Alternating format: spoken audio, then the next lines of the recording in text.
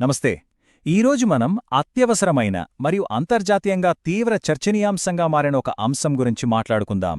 World health organisation, అదేనండి WHO, సడన్గా ఒక గ్లోబల్ హెల్త్ ఎమర్జెన్సీని ప్రకటించింది. ఎందుకంటే ఆఫ్రికా ఖండంలో, ముఖ్యంగా డెమోక్రాటిక్ రిపబ్లిక్ ఆఫ్ కాంగో ఇంకా ఉగాండా దేశాల్లో ఒక కొత్త వైరస్ చాలా అగ్రెసివ్గా వ్యాపిస్తోంది. అదే బుండెస్లీగా ఎబోలా వైరస్. అసలు ఈ అవుట్బ్రేక్ ఏంటి, దీని పరిస్థితి ఏంటో ఈనాటి విశ్లేషణలో డీటెయిల్గా చూద్దాం.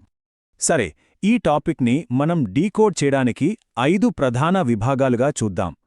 గ్లోబల్ హెల్త్ ఎమర్జెన్సీ, కేసుల తీవ్రత మరియు మరణాలు, వ్యాప్తికి కారణాలు, ఎబోలా లక్షణాలు మరియు ఫైనల్గా మన ఇండియాలో ప్రస్తుత పరిస్థితి. ముందుగా ఈ గ్లోబల్ హెల్త్ ఎమర్జెన్సీ కేంద్రబిందువు ఎక్కడ ఉందో చూద్దాం. ఇక్కడ ప్రధాన కారణం బుండెస్లిగా ఎబోలా వైరస్ స్ట్రెయిన్. వినడానికి కొంచెం కొత్తగా ఉన్నా, ఈ నిర్దిష్ట వైరస్ రకం డెమోక్రాటిక్ రిపబ్లిక్ ఆఫ్ కాంగో మరియు పక్కనే ఉన్న ఉగాండా ప్రాంతాల్లో చాలా వేగంగా స్ప్రెడ్ అవుతోంది. ఈ వైరస్ వ్యాప్తి చెందుతున్న తీరు చూసి ఇది ప్రపంచ దేశాలకు ముప్పుగా మారచ్చనే ఉద్దేశంతోనే డబ్ల్యూహెచ్ఓ దీని ఎమర్జెన్సీగా డిక్లేర్ చేసి అందరినీ అప్రమత్తం చేసింది. మరి ఈ వైరస్ ప్రభావం ఏ స్థాయిలో ఉందో తెలుసుకోవాలంటే మనం కేసుల తీవ్రత మరియు మరణాల డేటాను పరిశీలించాలి. Centres for disease control and prevention అంటే సిడిసి ఇచ్చిన అధికారిక నివేదిక ప్రకారం ఇప్పటివరకు 336 ఎబోలా కేసులు కన్ఫర్మ్ అయ్యాయి. వినడానికి ఈ నంబర్ చిన్నదిగా అనిపించొచ్చు, కానీ బయటపడిన కేసులు మాత్రమే ఇవి. ఇది ఎంత వేగంగా విస్తరిస్తోందో ఈ ప్రాథమిక గణాంకాలను బట్టే మనం ఒక అంచనాకు రావచ్చు. ఇక్కడ మనం ఈ చార్ట్ చూస్తే పరిస్థితి తీవ్రత అర్థమవుతోంది. ఆ 336 మందిలో ఇప్పటికే 88 మంది ప్రాణాలు కోల్పోయారు.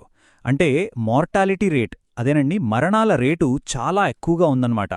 మిగిలిన 248 మంది ప్రస్తుతం ప్రాణాపాయ స్థితి నుంచి కోలుకోవడం లేదా ఇంకా చికిత్స పొందుతూ ఉండడం జరుగుతోంది. దీన్ని బట్టి ఈ వైరస్ ఎంత ప్రాణాంతకమో మనం అర్థం చేసుకోవచ్చు.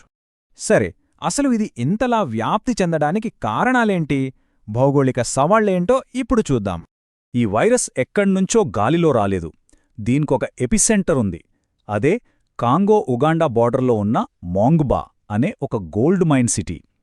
సరిగ్గా అంతర్జాతీయ సరిహద్దుల్లో ఉండటం వల్లే ఇక్కడ్నుంచి వైరస్ 2 దేశాలకు చాలా ఈజీగా ఒక అలలాగా స్ప్రెడ్ అవుతుంది.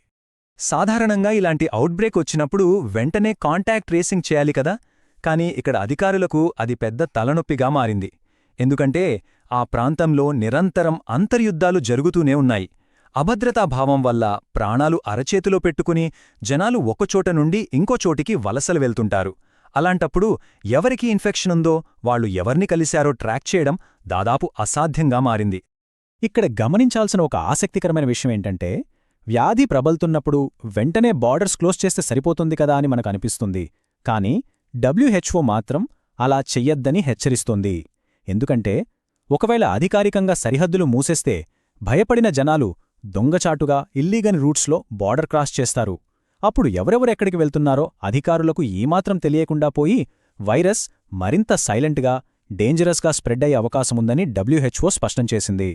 ఇప్పుడు ఈ బుండెస్లీగా ఎబోలా వైరస్ లక్షణాలు ఎలా ఉంటాయో చూద్దాం. ఇన్ఫెక్షన్ సోకిన తరువాత లక్షణాలు చాలా వేగంగా తీవ్రమవుతాయి. మొదట విపరీతమైన జ్వరం, అలాగే తీవ్రమైన నీరసం వస్తుంది. ఆ తర్వాత అది గొంతు నొప్పి, కండరాల నొప్పి, భరించలేని తలనొప్పిగా మారుతుంది.